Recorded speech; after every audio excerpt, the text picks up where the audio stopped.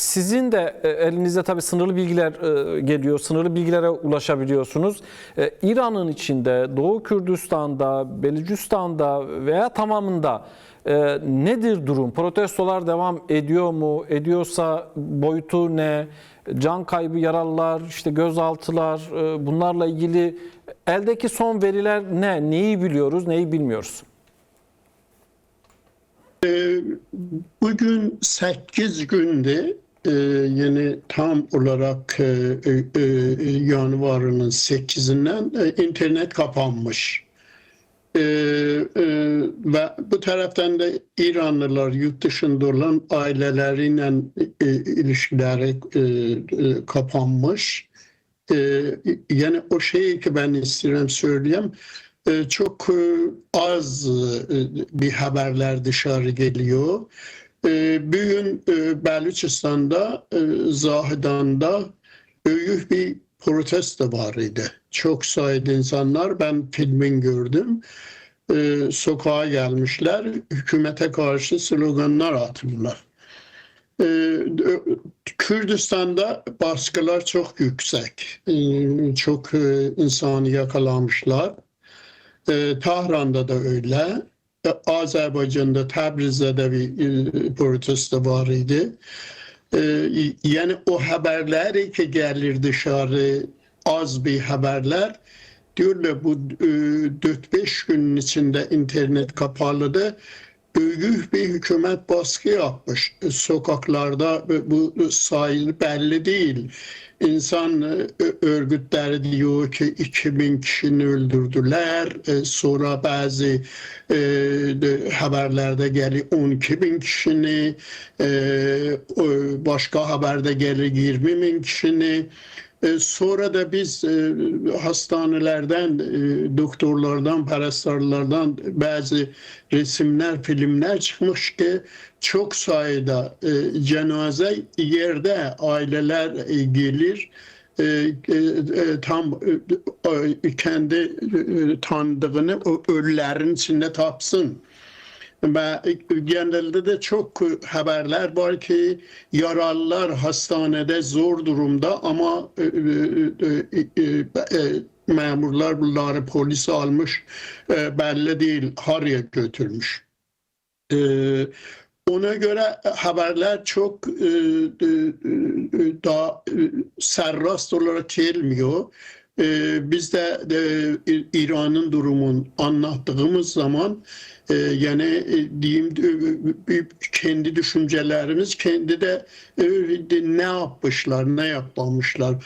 Ama çok sayıda insan ölmüş. Ve bir haber budur ki İran Şiiler, Irak Şiilerinden 5000 kişini İran'a sokmuş. İran'la işbirliği yapıyorlar. Bunları da halka karşı kullanıyor. Sonra bu Yani haberler bu ki bu Irak'taki Haçlı Şabi üyeleri mi bunlar? Haçlı Şabi militanları mı? Haçlı Şabi, Şii gruplar. Şii gruplar bunlar çok 5000 civarında haberler var ki İran'a sokmuş. Ve bunlar da halka saldırıyorlar. Yani durum çok kötü. Ama Trump'a İsrail'e döndüğümüzde Trump her gün yeni bir şey söylüyor. Bir gün diyor ki İran'a biz yardım gönderdik, yolda da. Valla bu yardım yarın diye ki İran'la biz görüşüyoruz, konuşuyoruz. Bakalım ne olur. Dün gelip diyor ki benim isteğimle 8.000 kişini İslam Cumhuriyeti asacaktı. İslam Cumhuriyeti'nden teşekkür edip asmadınız. Ama bizim haberimiz var ki bu 2 gün içinde 52 kişini idam etmişler cezaevlerinde. Ve yani bu haberler tam olarak insan söyleyemiyor yarın ne olacak. Ama o belli ki bu protesto başladı, bitse de Hükümet çok zor durumda ekonomi bakımından. Halk bu hükümeti istemiyor. Geçmiş baskılarda halk ekonomi durumuna protesto ediyorlar ama bu defa tam olarak hükümeti istememelerini söylediler. Onun için çok bir İran'da halk bunu istemiyor. Bu taraftan da bir grup ki bunlar diyelim saltanat istiyorlar, şah dönemine dönmek istiyorlar. Küçük bir grup İran'da. Ama bunlara Amerika ve İsrail çok yardımcı ediyor. Tam bu televizyonlarda Rıza Pahlavi İran'a dönür, Rıza Pahlavi İran'a dönür. Bu da İran hükümeti diyor ki bunlar ki protesto yaptılar.